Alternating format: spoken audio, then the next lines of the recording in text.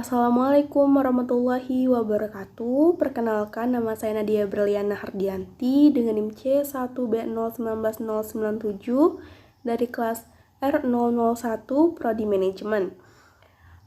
Saya akan menjelaskan sedikit materi tentang PPN, PPNBM, PBB, BPHTB, dan Bea Materai. Langsung saja kita ke pembahasan yang pertama, yaitu tentang pajak tambahan nilai atau PPN. PPN adalah pajak yang dipungut atas pertambahan nilai suatu barang atau harga jual yang dikurangi dengan pembelian atau semua biaya yang dikeluarkan untuk faktor-faktor produksi mulai dari saat bahan baku atau pembantu diterima biaya selama proses produksi sampai dengan hasil siap jual. Dasar hukumnya adalah Undang-Undang Nomor 42 Tahun 2009. Selanjutnya, tarif PPN. Tarif PPN yang berlaku saat ini adalah 10%, namun berdasarkan pertimbangan perkembangan ekonomi dan atau meningkatkan dana untuk pembangunan, dengan peraturan pemerintahan, tarif PPN dapat diubah berkisar 5-15% dengan ketetapan pemakaian tunggal. Khusus untuk ekspor dikenakan PPN 0%. Baik, selanjutnya pajak penjualan atas barang mewah atau PPNBM, yaitu pajak yang dipungut atas penyerahan atau impor BKP tertentu. Selain dikenakan PPN, juga dikenakan PPNBM. Di sini berlaku atas pemungutan di samping, sistem pemungutannya adalah sekali dari sumbernya. Selanjutnya tarif PPNBM. Tarif PPNBM dengan peraturan pemerintahan dapat ditetapkan dalam beberapa kelompok tarif, yaitu tarif paling rendah sebesar 10% dan tarif paling tinggi sebesar 75%. Tarif PPNBM yang berlaku saat ini adalah 10%, 20%, 30%, 40%, 50%, dan 75%.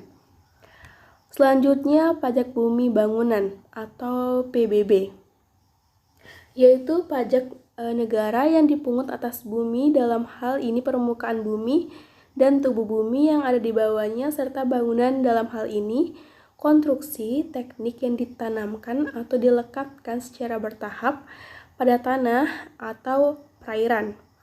Dasar hukumnya yaitu Undang-Undang Nomor 28 Tahun 2009. Lalu tarif PBB atau pajak bumi bangunan. PBB menetapkan tarif proporsional, yaitu proporsional tunggal, yaitu 0,05%. Dasar pengenaan pajaknya adalah NJKP atau nilai jual kena pajak, sama dengan NJOP dikurang NJOP TKP. Lalu cara menghitung PBB yaitu persen tarif pajak dikalikan dengan NJKP-nya. Lalu bea perolehan hak tanah dan bangunan atau BPHTB. Dasar hukumnya Undang-Undang Nomor 20 Tahun 2000, yaitu pajak yang dikenakan atas perolehan hak atas tanah dan atau bangunan, yang selanjutnya disebut pajak. Dasar pengenaan pajaknya adalah NPOP atau nilai perolehan objek pajak. Dalam hal ini, harga transaksi atau nilai transaksi. Jika NPOP tidak dikenakan atau tidak diketahui atau lebih rendah dari NJOP PBB, maka yang digunakan adalah NJOP PBB. Selanjutnya, tarif BPHTB. Tarif yang digunakan untuk menghitung BPHTB adalah sebesar 5%, yaitu 5% dikalikan NPOP dikurang NPOP TKP. NPOP TKP adalah nilai perolehan pajak tidak kena pajak.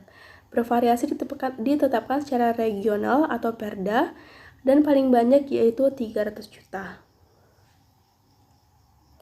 Selanjutnya yaitu bea materai. Dasar hukumnya adalah Undang-Undang Nomor 13 Tahun 1985. Pelaksanaannya diatur dengan PP Nomor 24 Tahun 2000. Lalu dokumen dikenakan bea materai yang pertama yaitu surat perjanjian dan surat-surat lainnya yang dibuat untuk digunakan sebagai alat bukti mengenai perbuatan atau kenyataan yang sifatnya perdata.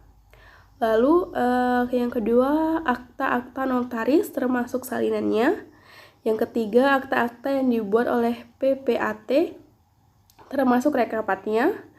Yang keempat, dokumen yang digunakan sebagai alat pembuktian muka pengadilan. Yang kelima, surat yang memuat jumlah uang. Dan yang terakhir, yang keenam, yaitu surat berharga seperti wesel, promes, dan askep. Selanjutnya, tarif bea materai. Yang pertama yaitu 6.000 untuk transaksi di atas 1 juta. Lalu 3.000 untuk transaksi 250.000 sampai dengan 990.900 rupiah. Dan atau atas penggunaan cek atau biljet giro berapapun jumlahnya. Baiklah, dari penjelasan di atas dapat saya simpulkan bahwa pelunasan pajak dalam tahun pajak berjalan merupakan angsuran pajak yang nantinya boleh diperhitungkan dengan cara mengkreditkan pajak penghasilan yang terutang untuk pajak yang bersangkutan. Dengan pertimbangan kemudahan, kesederhanaan, dan kepastian pengenaan pajak yang tepat waktu, pertimbangan lainnya. Baiklah, sekian dapat saya sampaikan. Mohon maaf apabila ada kesalahan kata. Saya harap materi yang dapat saya sampaikan bermanfaat untuk teman-teman semua.